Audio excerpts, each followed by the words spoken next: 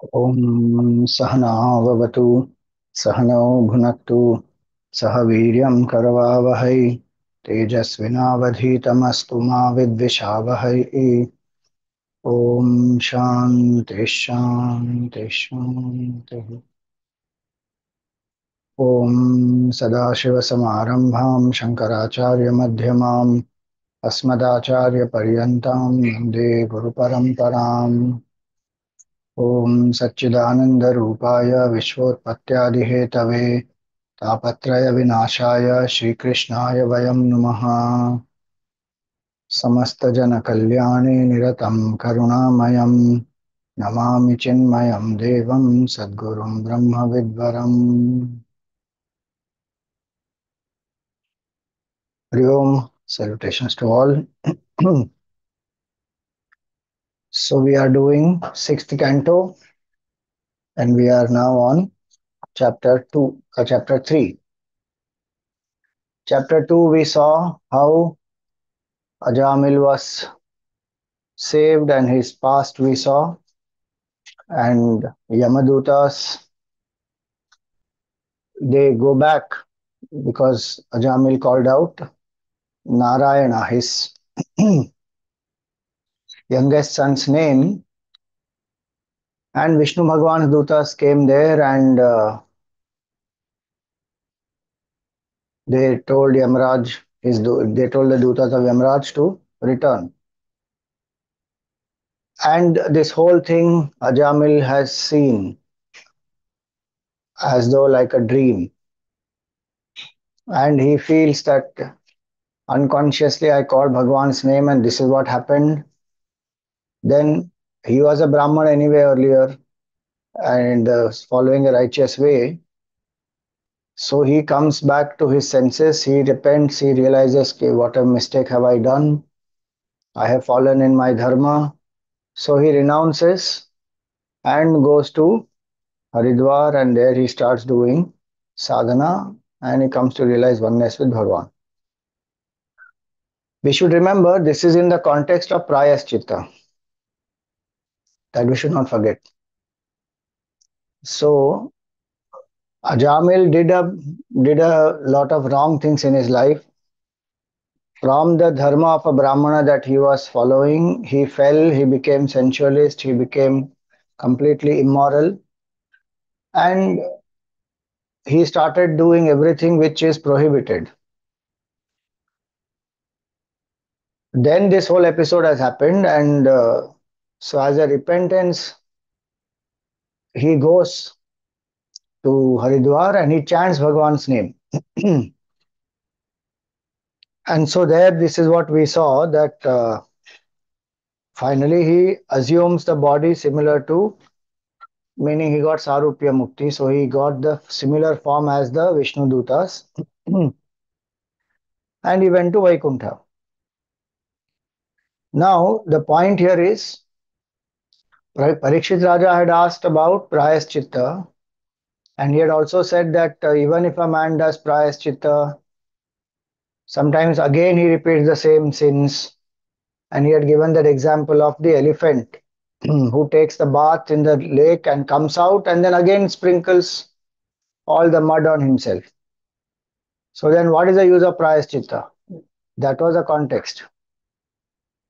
So as long as the Jiva Bhav is there, so long this will continue, and that's why it was said that knowledge must be gained, and then Bhakti, the importance of it is what this prasang is.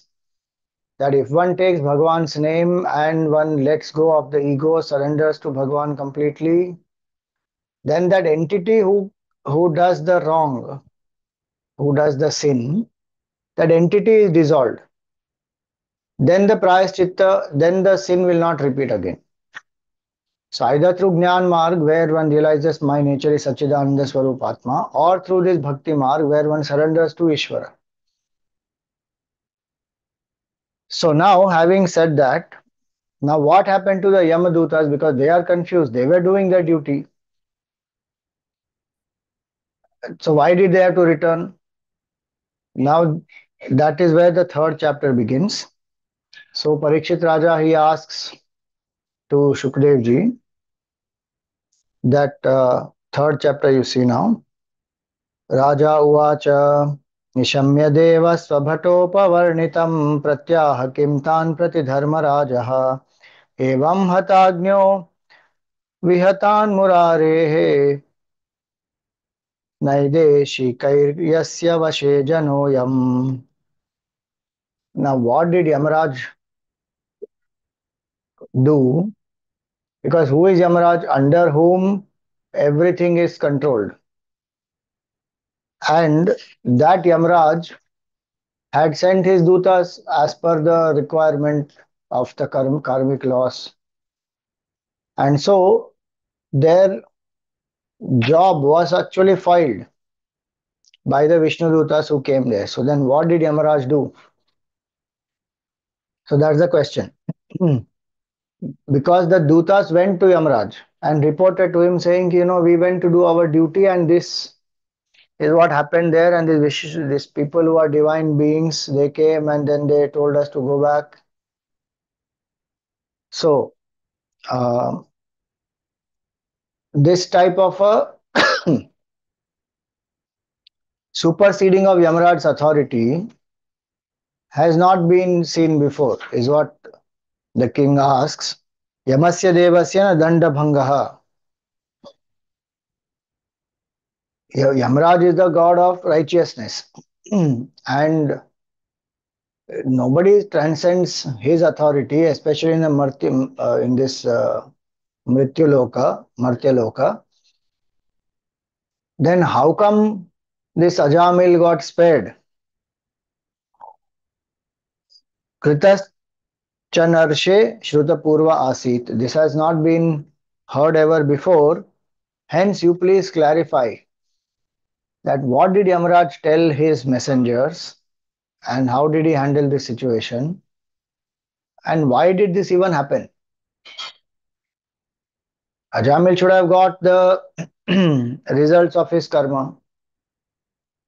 Now, why did that not happen?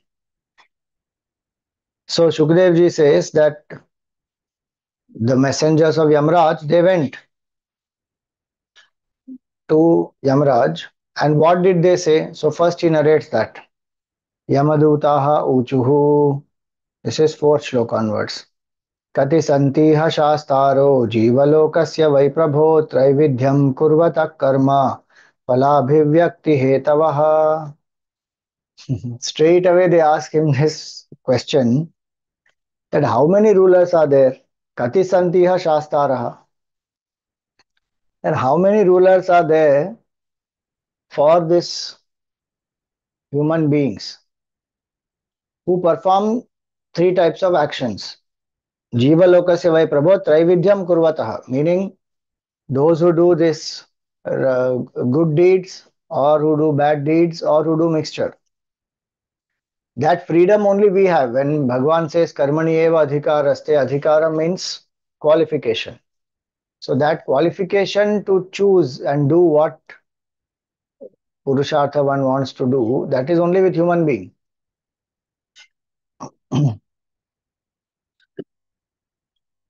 Animal cannot choose consciously. Animal chooses, but instinctively. It doesn't have that self-awareness. It doesn't have karta bhav. So human being can do good, bad mixture. So he says, Traividyam kurvata karma, falabhivyakti hetavaha. And even that results which come, they will also come like that. The results of good actions will be good, leading to happiness. Bad actions will be bad, leading to suffering, and mixed actions will be mixed. So he says to govern this karma and give each jiva the results as per their karma. The Yamadutas are asking how many lords are there? यदिस्युर्बहवो लोके शास्तारो दंडधारिणः कस्य स्यातां न वा कस्य मृत्युश्चामृतमेव च. If you say that there are so many rulers who are there, each one presides over the law of karma, then there is a confusion because then who will give which results to whom and how the jivas are going to get these results of good, bad mixture, all this. Um, the person who does the bad should go to the hell or should suffer the negative consequences. The person who does the good must go to heaven or should be able to enjoy the positive consequences. Now, who will ensure all this? Because there are so many people. There should be one ruler. Is there one ruler or are there many? That's what they want to know. So that is one. And then Kintu Shastra Brihatve Syad Bahunamiha Karminam Shastritvam Upacharohi Yatha Mandala Vartinam. So he says that if there are many rulers, then their authority will be there is no doubt. But it is like the authority of, there are so many subordinates, one main ruler. Below them, there are subordinates. So who is that one who is on top? Because they are thinking, oh, maybe Yamaraj is only a subordinate. There's somebody above him. So they are asking him, are you subordinate? Are you the superior? Who are you? And what is the authority? And so they think, so this is the question that they have in mind, that in general, if there are many lords or many people who are controlling, there will be one person who is on top. And as far as we are concerned, we think you are that person who is on top. But now suddenly someone else came. So now you tell us, basic import is that much. So they say that you are the authority stands superseded, means your authority stands superseded. Till now we thought you are the most powerful one and you are the controller of everything. But now your authority is superseded now. Tasyate vihato dando naloke vartate adhuna चतुर्भिर अद्भुतैः सिद्धैः आज्ञाते विप्रलंबिताः विप्रलंबिता sorry. So they are saying that these four divine beings they came, they put aside your order. So till now we thought you are the supreme. Your order cannot be superseded. But now these four people came and then they superseded your order also. So they say that we want to know. We are very keen to know. And very humbly they ask, if you think it is we are deserving to know this, um, please tell us that the moment that Narayana word was uttered, Tanste Vedi Tanste Veditum Ichhamo Yadi no Manyase Kshamam Narayano Narayana iti abhihate ma bhaihi ityaya urdhrutam. That the moment Narayana word was uttered, then what happened? They granted fearlessness. Ma bhaihi, meaning don't be afraid. These beings, they granted fearlessness, they superseded your order. So we want to know what is the truth, what has happened, why this happened. We thought you are the supreme most. Now who are these four people? So having being asked such questions, see the beauty also. No, Yamaraj also can be questioned. This is our Sanatana Dharma here. There is no imposition of the faith saying this you have to follow. You can't ask any questions. No, no. Krishna Bhagawan was also questioned by Arjun. Here Yamadutas are questioning Yamaraj himself and asking him, who is the greatest authority? You please tell us. Till now we thought it is you. Now we saw somebody else coming and superseding your order. So, and why that Narayana word was so powerful that this Jiva was freed from the noose of death and he got protection also that don't be afraid. So now when Yamaraj was asked this question, Yamaraj did not take it personally, saying, "Who are you to challenge my authority? Of course, I am the supreme. Don't get deluded."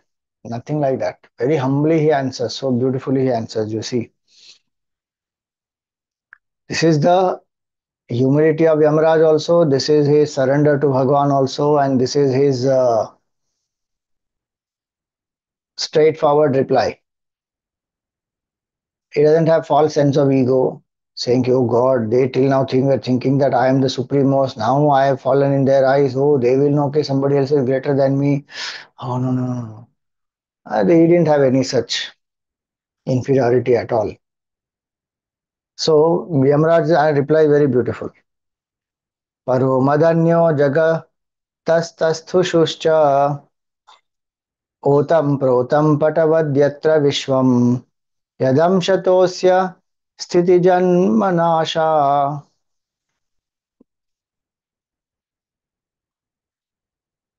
नस्योतवद् यस्य वशे च लोकः. So he very clearly says the Supreme Lord, who is the Lord of this whole creation which is animate and inanimate, is other than me. Straight answer. Paraha Madanyaha. Paraha means supreme. Jagataha Tasthushascha, meaning the inanimate and animate creation, the Lord, the supreme Paraha, is Madanyaha, is different from me. And where is that Lord? Otam Protam. He is in, pervades everything. How? Patavadyatra Vishwam. Like how this cotton pervades this whole cloth. Actually, there's nothing else but the cotton only in the cloth. Everything else is only appearance of that cotton. So, in that same way, Vishwam, Rotam, this whole universe is pervaded only by Bhagawan, and that is the Supreme Lord, that is other than me. Other than me meaning I am not the Supreme uh, ruler. And so he says here, by him this whole universe is pervaded. Yadanshatosya sthiti janmanasha. And this one small amsha of his is this Brahma, Vishnu, Mahesh. So sthiti janmanasha can apply to creation as the creation, sustenance, and destruction, and also to Brahmaji, who is the creator, and then Vishnu Bhagavan, sustainer, and Shiva, the destroyer. He says one small, tiny manifestation of his infinite glory is this whole Srishti, and in that Brahma, Vishnu, Mahesh are also one small part of his manifestation. Nasyotavad yasya vashecha lokaha. So he says here that like the bullock. Now this bullock, there is a string that is put through the nose of that bullock, and that, the charioteer, suppose the bullock cart is going, then there will be a nose. No, there will be a thread passing through the nose, and through that the charioteer will control the movement of the bullock. Same way he says that each and every jiva is like that. The whole universe is subject to control by the Supreme Lord, who has put this thread as though in the nose of each and every jiva, and controls everything, meaning I am not the supreme. There is a supreme creator who creates, who sustains, and into him everything goes back, and he controls every single thing here, including himself, Yamaraj. That he will explain anyway as we go along here. So he gives that, he carries forward that analogy, saying that just like this farmer, he ties his bullocks, with a long cord. In that same way, the jivas are controlled by Ishvara. And how, what is that cord? So Brahmana, Kshatriya, Vaishya, Shudra, the temperaments, and then according to that, the duties. And as per the Vedic injunctions, each Varna has their duties. Through that, the Jiva is tied to the samsara. So that analogy there is of the the nail to which the bullock is tied. So what is that nail for the human being? That nail is the Vedic knowledge. And as per that Vedic knowledge, the Varna Vyavastha, as per that the Jiva does the karmas. And so here he says this. He gives them a different duties as per the Vedas and ties in the shape of the Varna, the Nama, then the duties. All these actions that the beings do, being in different Varnas, following their duties, is actually an offering to Bhagavan. And so he says that that Lord is the Supreme, who is Mahavishnu, Narayana, whatever you call him, whose one pore has one Brahmanda. So that is the Supreme Vishnu, and so he has no qualms in saying that no, I am not the Supreme. There is no false prestige, dambha when we say false pride. How can I be? No, I am the Supreme. Who is there beyond me? There is nobody greater than me. Yeah, believe that I am saying it. Devata here, Yamaraj is a Dharmaraj. He can't tell lies, otherwise, he will fall from his position. And second, he has no, and he himself is a devotee of Bhagavan Vishnu. That's the best part. Mahavishnu here in this context, or Narayana. He himself is a devotee who has surrendered. So he is thrilled to listen. Ki, Bhagavan Vishnu's dutas had come and then they took, they told my dutas to return.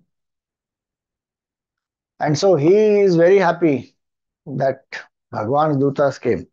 And hence he says that all these, now he lists so many different class of uh, the celestial beings who are all empowered by Bhagavan only, who have no power on their own. So now he says this now. See this 14th one. Aham Mahendro Nirriti Prachetaha Somognirisha Pavanorko Virinchaha Aditya Vishwe Vasavota Sadhya Marudgana Rudragana Sasiddhaha. So all these people, so different directions, the deities of the different directions. So Yamaraj is the direction guardian of the southern direction.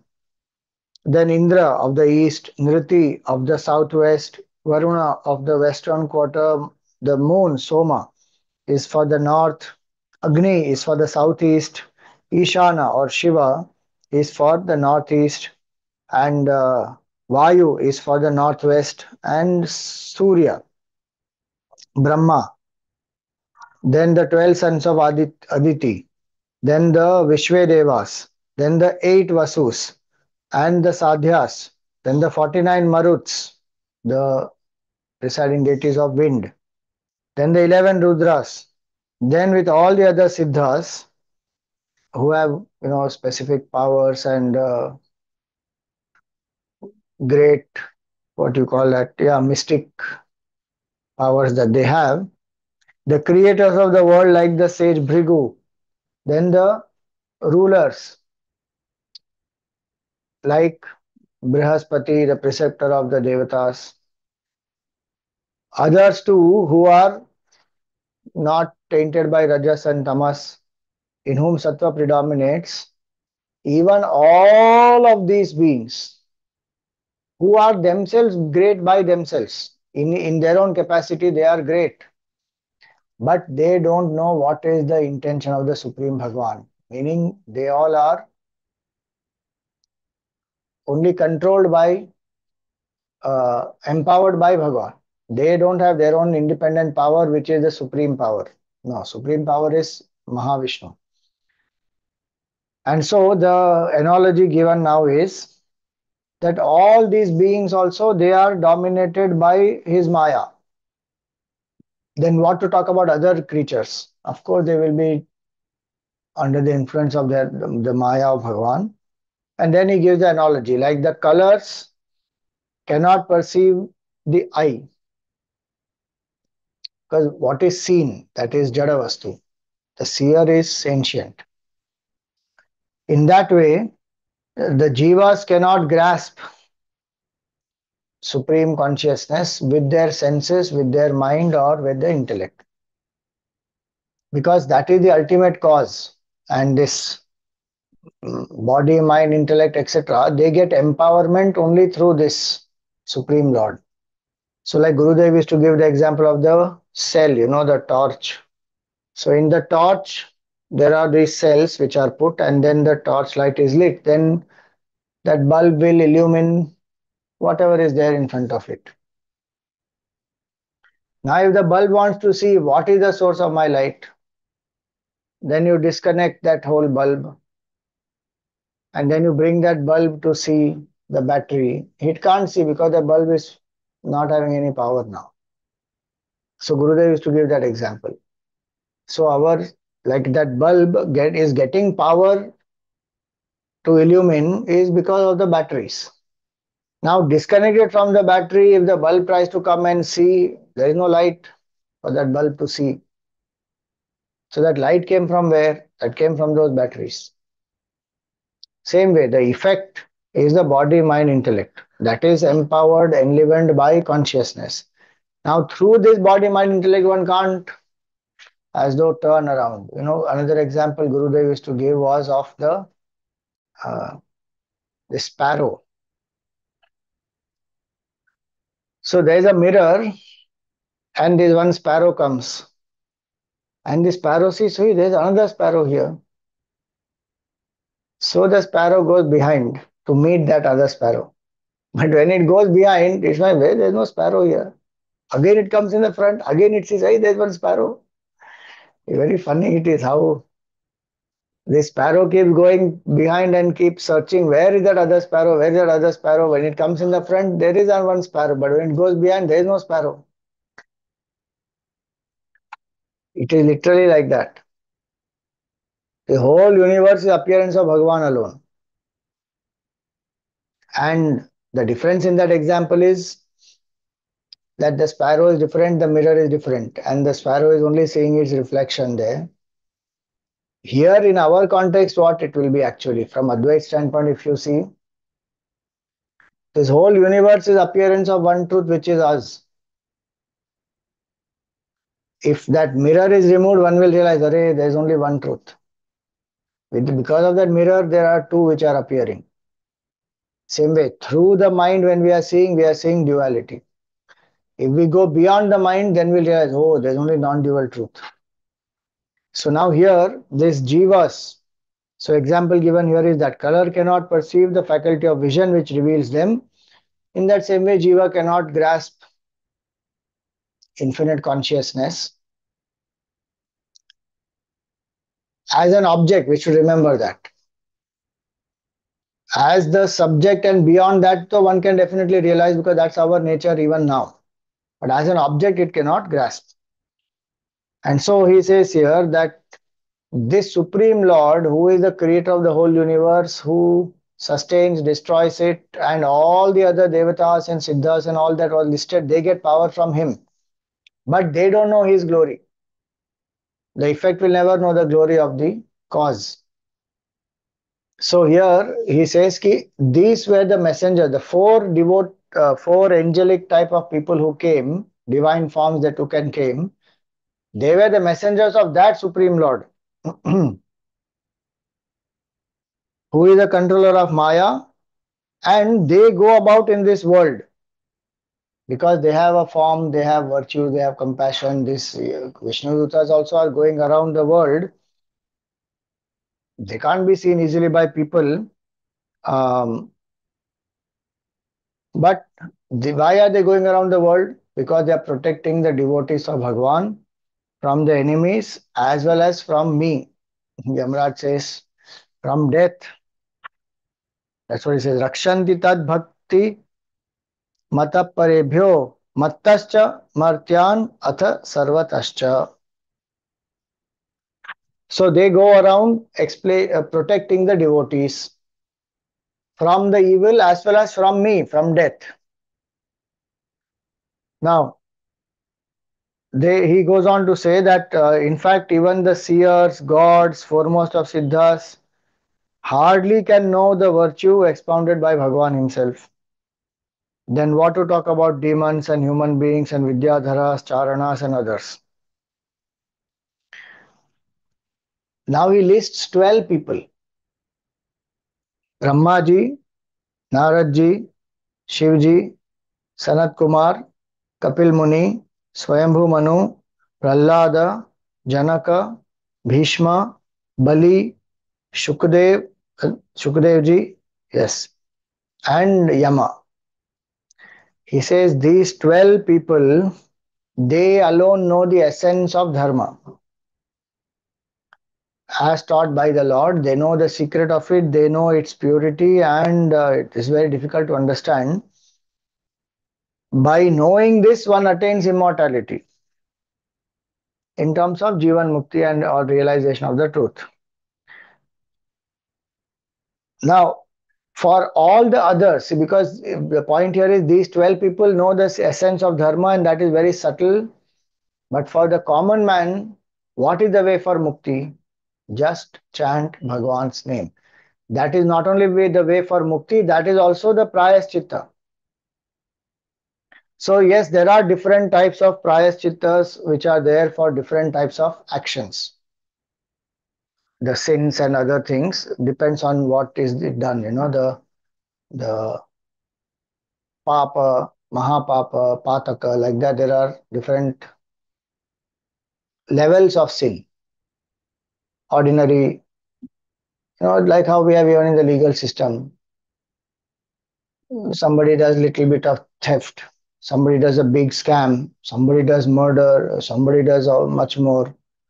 So as per the crime, the punishment will be given. In the same way, here in the Smritis also, it will be like this, that so many different levels of sins which are there, the Jiva will get according to that different types of punishment. So for that, the Jiva should do different types of Prayaschitta also. Somewhere it will be Upvas, somewhere it will be Pancha Agni, sit amidst five, uh, fires.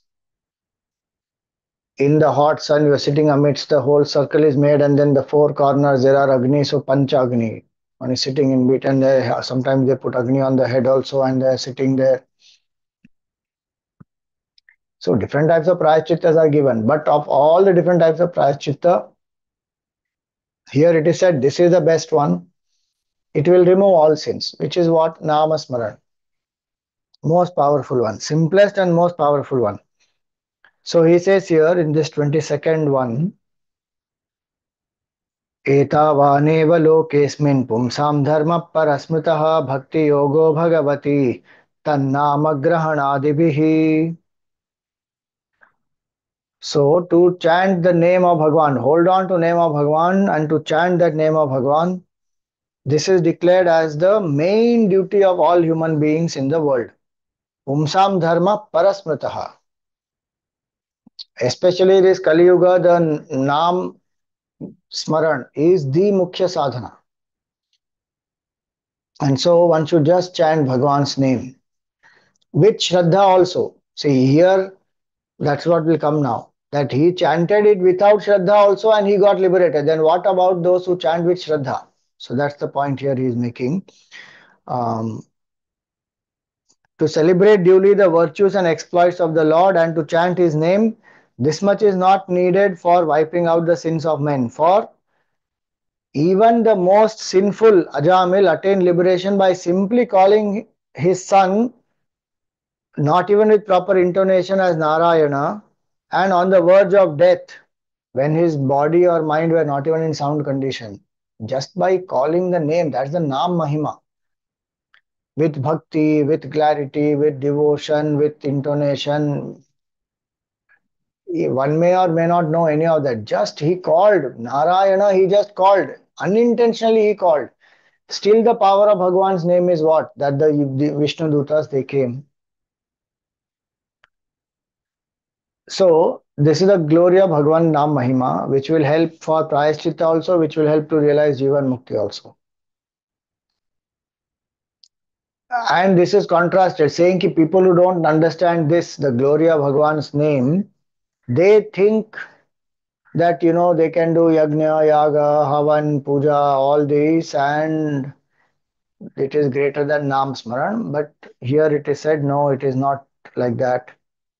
So the average man learned in scriptures, whose judgment is bewildered by the Maya, and whose thought is focused on the teachings of the Vedas, full of sweet and attractive, rites and rituals, etc., generally does not realize the glory of Bhagwan's name.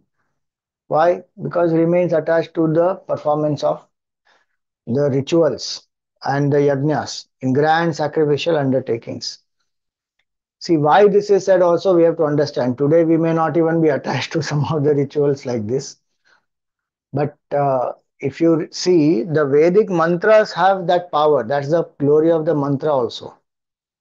That the Vedic mantras have the power that when we chant a Vedic mantra, if it is done with proper intonation, etc., purity, all that is required. It will compel the Devata, who is the presiding deity of that mantra, to come. And so the whole sect of people who are called Mimamsakas, they are ritualists, they believe only in karma. And what karma is that? This Vishishta karma, like a yajna, havan, all these, where Vedic mantras are used, and the power of the Vedic mantra is it will bring the Devata, even whether the Devata wants it or not. And so, because that is there, and then of course, when the Devata comes, then there will be whatever abundance and blessing and wealth and whatever positive has to happen will happen.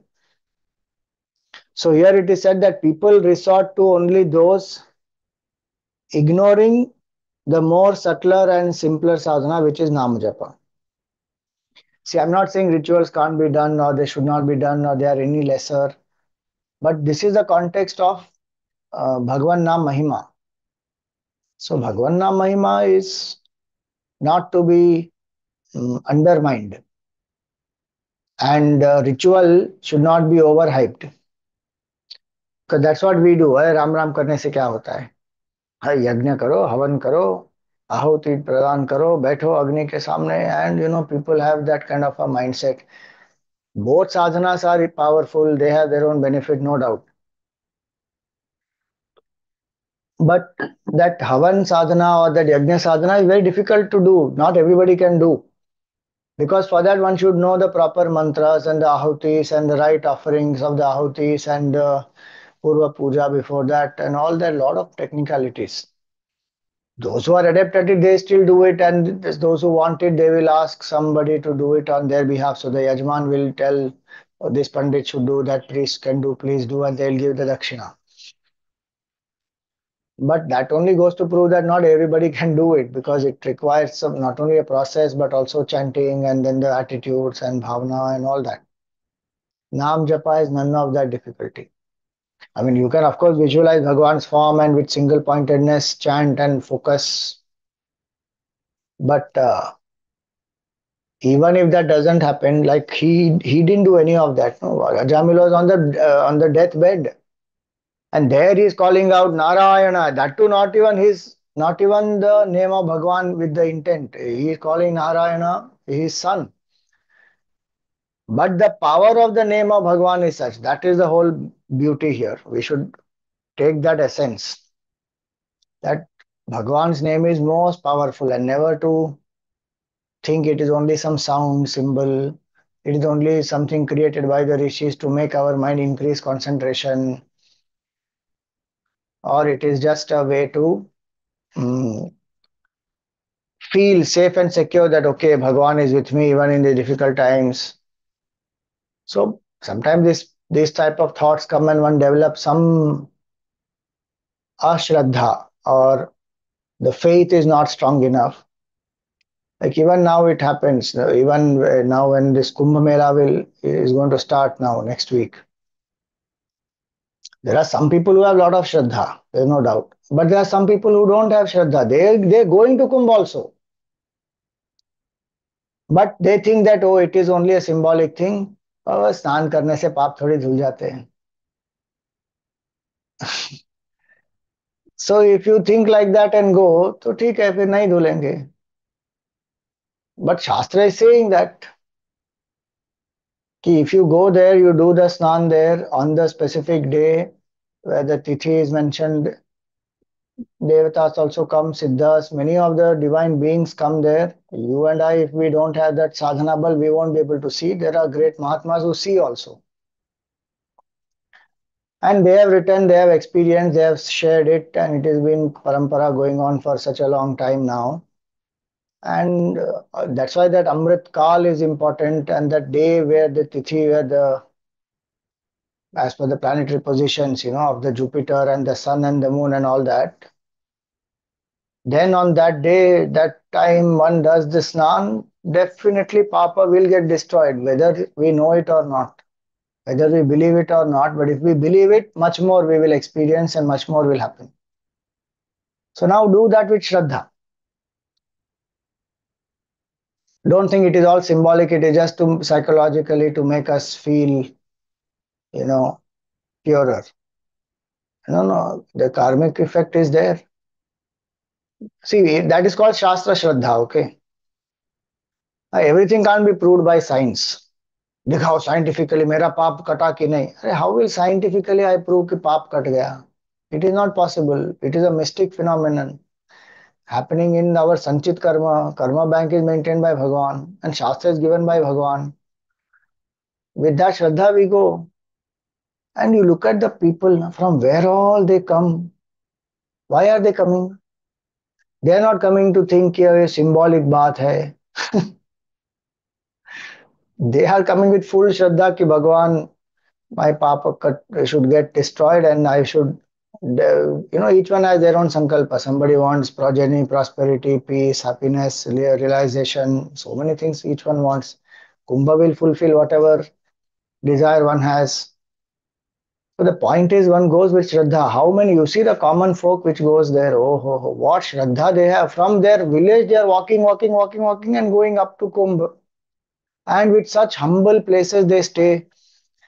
Every year they do Kalpavas. So many Mahatmas also come there. So many sadhaks also go there. They stay 1 month there, Kalpavas. And they take bath in that cold water in the morning and live on simple food and do Nam Japa, do Anushthan, do, Parayan. If you go there, you see all that. It's a very powerful place. And once in 12 years, this Kumbha happens. Purna Kumbha. Otherwise, Ardha Kumbha happens. But the point is, the whole thing is on Shraddha. And if that Shraddha is there, the whole effect of it is absolutely different. Spiritually, one's evolution will go up. One will evolve very quickly. Because Shraddha is the main fuel. And that Shraddha is not some loose-ended, some belief system. It is based on the Shastra, based on the experience of so many Mahatmas. And all this prasanga, what is said here. So, which Shraddha one should do? The simplest of sadhanas which is done with great shraddha will lead us to realization, and the most complex of sadhanas done perfectly but without shraddha will not lead us there.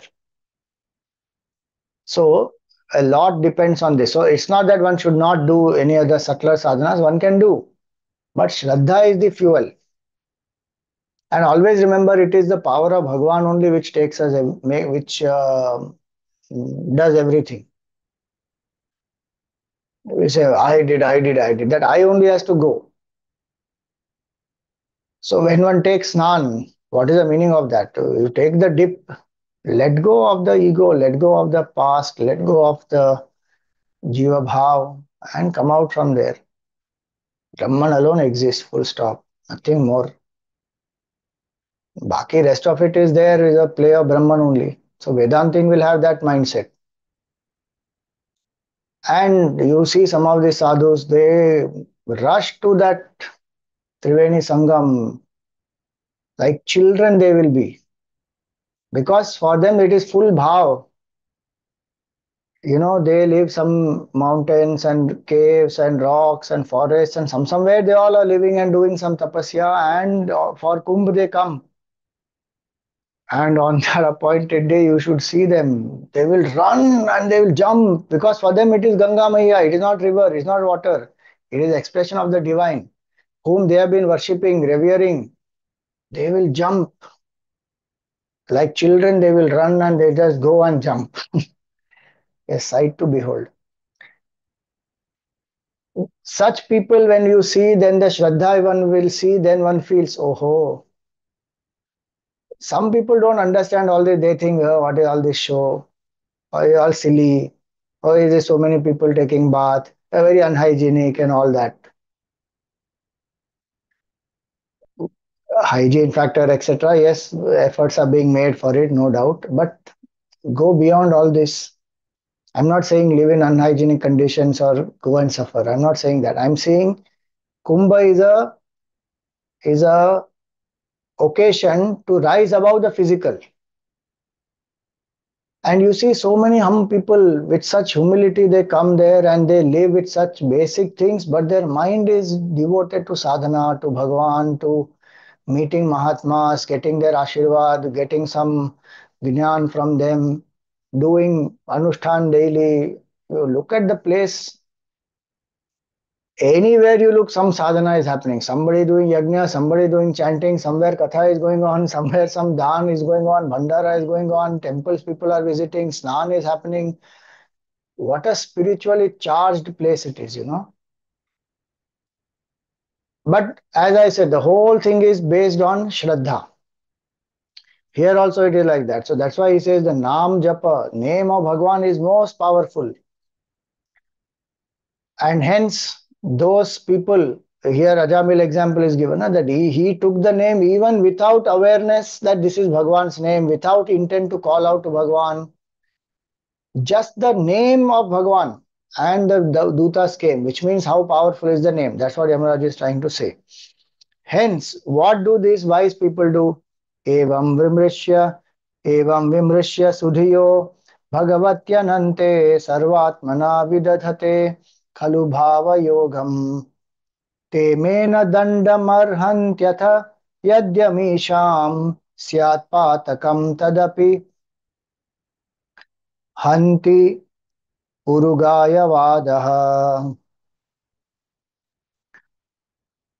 So, pondering thus, what do the wise people do? Pondering thus meaning knowing the glory of Bhagwan's name. What do the wise people do? With undivided mind, Anante Bhagavati, they do practice of chanting of Bhagwan's name with great devotion in their heart, and they glorify Bhagwan who has infinite virtues. Such people, Yamraj says, they don't deserve to get any punishment from my hand. You see that? Na dandam arhanti atha. If since they are doing this, taking the name of Bhagwan with so much of devotion, bhav, single pointedness, extolling Bhagwan as the greatest, they don't merit punishment at my hands. Uh, Even if a sin is ever committed by them through inadvertence, the very utterance of the name of the Lord obliterates it. All the sins of the past will get destroyed with Bhagwan Naam Smaran. And that person will be purified. So this is Mahima of the Naam. Then he says that Bhagwan, I mean, Devatas, Siddhas, all of them also sing the glory of such devotees who have purified themselves by chanting Bhagwan's name. and they who have taken refuge in Bhagwan, such devotees, their lives and their glories are sung even by Devatas and Siddhas. So he tells his dutas, don't approach such men who are taking Bhagwan's name. Why? Because the Gada of Vishnu Bhagwan protects, Mahavishnu protects these devotees. Meaning you be careful, otherwise you'll get beaten by the Gada only. Luckily, the dutas of Vishnu Bhagwan, Mahavishnu came there and they politely told you ki, how can you take and give the logic and all that, and they sent you back. But you be careful because the Lord who is above me is that Supreme Lord Vishnu, and his Gada is protecting all the devotees who are taking his name. So don't go to such people. Um, Bring those people alone to me, the impious people alone to me who are averse to the joy of this honey-like sweetness of the lotus feet of Bhagavan. The example given here is that lotus-like feet of Bhagavan, there are devotees who are like the swan of the highest order, who have renounced everything, who don't have that ego. They are sipping that nectar. And there are those who are not engaging in the Namasmaran, who have not renounced their ego and they are doing adharmic acts. You bring only such people here, he says. Bring the wicked fellows whose tongue neither recounts the virtues nor utters the name of the Lord, whose mind never contemplates on his feet, whose head does not bow even once to Krishna, and who have never rendered any service to Bhagavan in their whole life.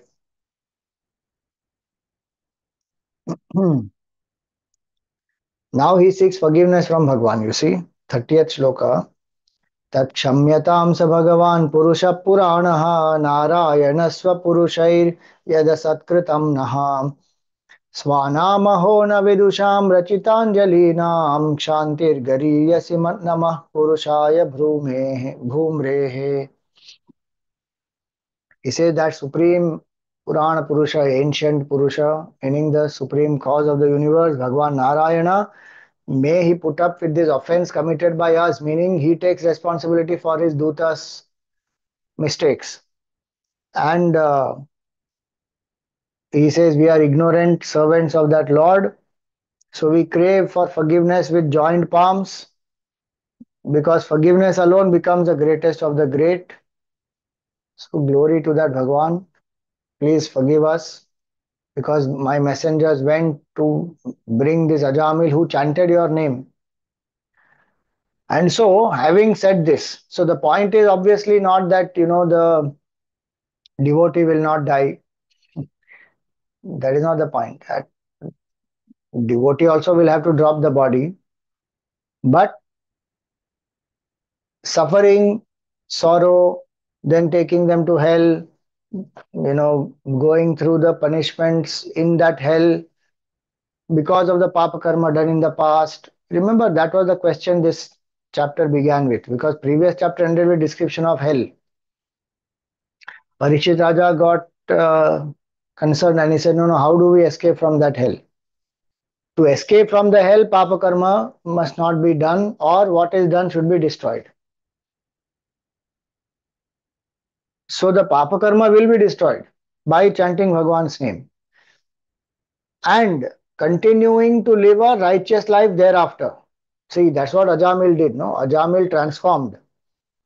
When he saw this whole thing like a dreamy experience, that he called out to his son's name and then Vishnu Dutas came and saved him.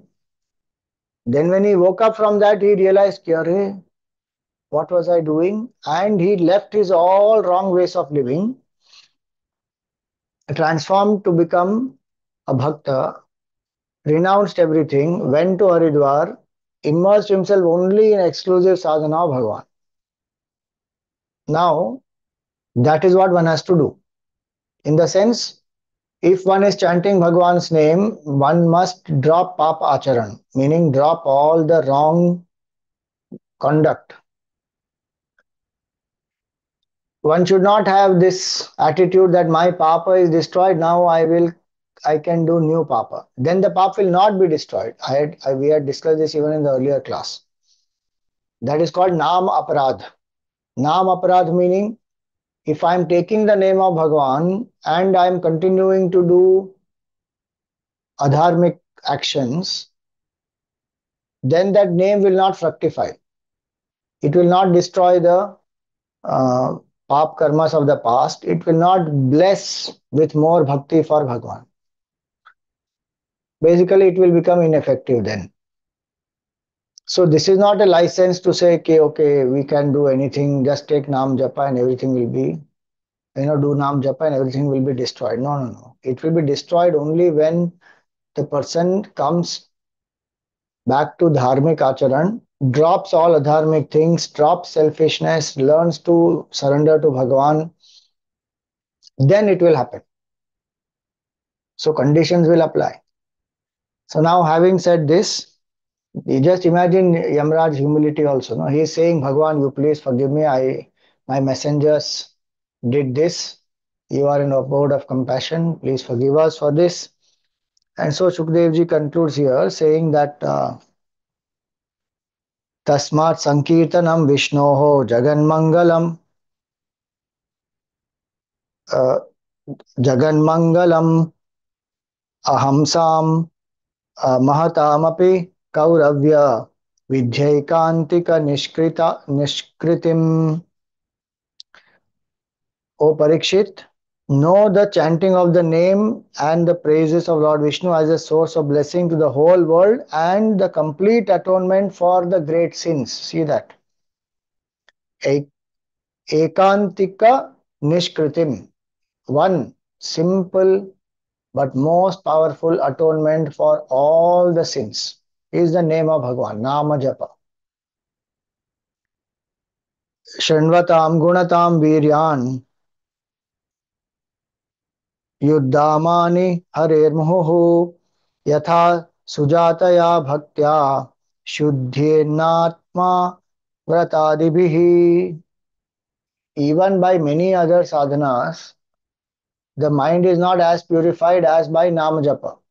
So he lists here through fasting, through other means of devotion, through even listening, uh, or just by repeatedly hearing or narrating the glory of Bhagavan. Through none of these by itself, the bhakti and devotion will increase as much as it will by Nam Smaran.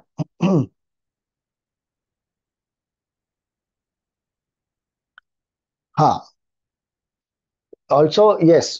So, not by fasting other means, but devotion is engendered in the heart of those who repeatedly hear or narrate the accounts of the exploits of Hari. So, Bhagwan's glory, if we listen, we repeat and chant the glory of Bhagwan's name, then devotion will increase. By fasting, by rituals, by any other forms of austerity, it will not do that much as it will do through this. So that's the glory of Nam Japa and Mahima. Then he says, he who enjoys like a bee the sweetness of Sri Krishna's lotus feet delights no more in the enjoyments brought forth by the Maya. Once they have been given up by him as conducive to suffering. For the Bhakta, it is all unnecessary bondage. And we'll drop all that. If one has to be in the world, one will be in the world, do the duties as an offering to Bhagavan, enjoy also as offering to Bhagavan. Focus is not on any of that. Focus is on bhakti, on seva. The other man who doesn't enjoy the lotus feet of Bhagavan, the sweetness of the lotus feet, is buffeted by desire, takes to action to atone for the sin, which leads only to sin again. Which means what? The other types of actions which are devoid of devotion. Where, as we said, put some fire and stand there, or do some upvas, or so many other types of chandra and vrata and all that very hard prayashchittas. They have their own impact, no doubt, but if bhakti is not there, the ego will still remain. Ego still remains, the sin will again repeat. So, two solutions Shukdev ji gave. One, completely surrender ego through the knowledge of the self. or completely surrender ego through Nam Japa and Bhakti. If that ego is surrendered, the sin will not repeat. If ego is not surrendered, sin will continue to be repeated in some way or the other. And so here is this particular prasang which ends. So when Yamaraj explained all this, it is said that the Yamadutas were very satisfied and they were not at all surprised to hear and realize as such the greatness of Bhagavan depicted by their master Yama. Afraid of men depending on the immortal Lord Vishnu, they shuddered even to look at them from that moment. Meaning what? They don't look at the bhaktas, so bhaktas will be spared. Again, as I said, it's not that they won't die, but Yamadutas who take them for Yamayatana. Yamayatana means going into hell and suffering all those different 28 levels. That will not happen if they have followed this sincerely, what is said here. Dwelling on the summit of Mount Malaya and worshipping Sri Hari, the glorious sage Agastya narrated to me this secret legend. So Shukadevji also says, what is his source? From where is he telling this? So Agastya Muni had told Shukadevji this story. And so Shukadevji says, Ki this I had learned from Agastya Muni. And so that is the answer to your question. So this ends this one whole prasang of the sixth chapter. Now a new different prasang will start that we take up in our next class. So next week we won't have, week after that. Sorry. Next class is on 22nd.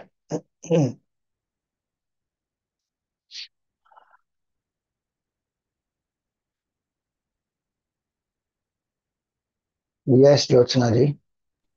Hariom Swamiji, my question is that like Ravan did, he did so much puja for Lord Shiva, and then you get all these boons and all, and then they misuse it. So, I mean, I'm a little confused. Like, you get a blessing, then you misuse it. So, why do, I mean, or does the Lord not know that they will misuse it?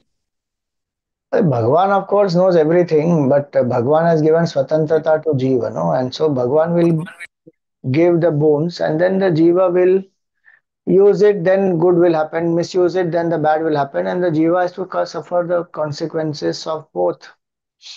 So that's a way for the Jiva also to realize and for others also to know. Ravan did tapasya, but what type of tapas? We have to understand that also. Vibhishan, Ravan, Kumbhakarna all did tapasya. Hmm. Kumbhakarna asked for tamasic boon. Ravan asked for rajasic boon. I want not, nar and vanar, except that nobody should be able to kill me. But Vibhishan asked for the devotion to the Supreme Lord. So Vibhishan had that ability and he had Sattva Guna and he asked for bhakti. Ravan asked for power and he wanted to destroy the world and he wanted to get more powerful and he did all that. So he faced the consequences. So Bhagavan of course knows everything and it's only that the jiva has to utilize that tapobal and the boon that is got based on that in an intelligent way. But each one will be able to do what is their level only. Ravan is not at the level of Vibhishan that he can ask for devotion and all that. And his devotion also was very, very selfish devotion. He was not really devoted to Bhagavan where he surrendered the ego. That has not happened. So, so Swamiji, basically, God knows that if you do tapas, you will get it, but He also knows that He gives an exit. Like He said, if somebody shoots him in the navel, he will die. So there's always a, or for Prahlad, he came as a Narsimhan Bhagwan. No, even his Prahlad's father had so done a lot of tapasya and couldn't be killed easily. See, exit means what? Exit of everybody is there, no? Every jiva has to die. Correct.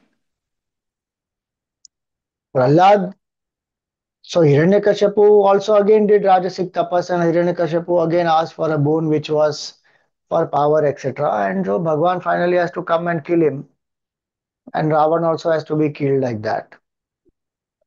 Even if Bhagavan doesn't come and kill, there is some other way in which he will die. Na? Exit of every jiva is anyway destined because this is the Correct. Martya Loka. Yeah, so my question was, I'm so confused in my question that why does God grant these very these boons which are so powerful to these people? Why not? If the jiva has done tapasya, he wants the boon, so he will grant the boon. That's all. Now, what is wrong in that? He wants And that. then they misuse the boon. So let them misuse. Why do you give money to your children? Let us say you, matlab anybody. Yeah. Parents give money to their children. They go and smoke cigarette. So will you stop giving money? No, yeah, it's the same analogy. You just give it That's and then all. you suffer the consequence. I give it to you, the boon. So learn from that. Na? That's how it will be. How much can you withhold? A child has to walk, the child has to fall 10 times, then only child will walk. If freedom is given, it may get misused. So be ready, and whoever is giving that freedom to face the consequences, and that person also who is misusing has to face consequences and learn from that. That's how it will go. Otherwise, how it will be? Everything can't be controlled. Na? What is the point of giving free will to a jiva if jiva cannot utilize it the way jiva wants to utilize it? If everything is sattvic, then it won't work. Na? So the creation goes in pairs of opposites. It is a three gunas also, sattva, rajas, tamas. And we only see those who are misusing. We are not seeing those who are using it well. Yeah. Boons were given to Prahlad also, boon was given to Dhruva also, boon is given to Vibhishan also, boon is given to Bali Raja also. So many people are there, so many jivas are there. Hanumanji also got a boon. Okay. So it's how Devotees you. use it well, Hmm. not devotees misuse it. That is bound to happen. Okay, understood. It's your free will after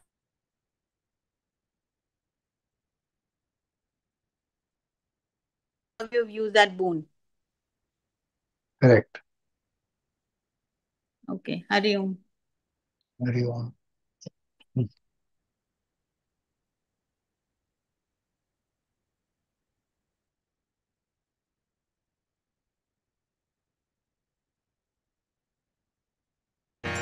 मंगल आरती प्रिया प्रीतम की मंगल प्रीति रीति धूम की मंगल कांति हसनी दसनन की मंगल मुरली दीना धुन की मंगल आरती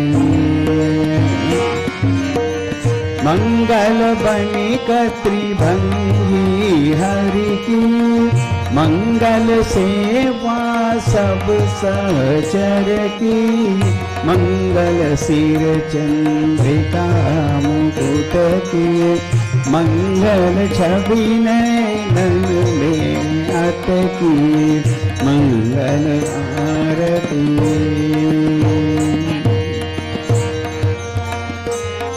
पभी अंग अंग की मंगल गौर श्याम रंग की मंगल अति कटि पियरे पट की मंगल चितमणि नागर नट की मंगल आरती मंगल शोभा कमल नयन की मंगल माधुरी मृदुल पैन की मंगल वृंदावन मद अटकी मंगल क्रीडन जमुना तट की मंगल आरती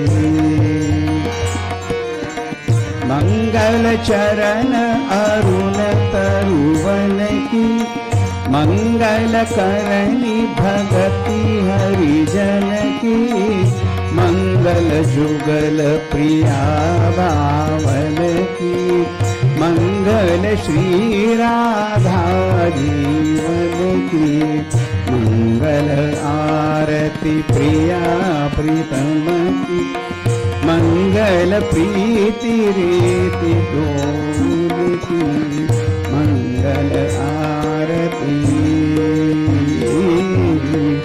मंगल आरती। राधावर कृष्णचंद्र भगवान की जय। ओम न तत्र सूर्यो भाति न चंद्र तारकम् नेमा विद्युतो भान्ति कुतोऽयम् अग्निः तमेव भान्तमनुभाति सर्वं तस्य भासा सर्वमिदं विभाति। श्री सद्गुरुनाथ महाराज की। ओम पूर्णमदः पूर्णमिदं पूर्णात् पूर्णमुदच्यते पूर्णस्य पूर्णमादाय पूर्णमेवावशिष्यते। ओम शांति शांति शांति। हरि ओम श्री गुरुभ्यो नमः। हरि ओम।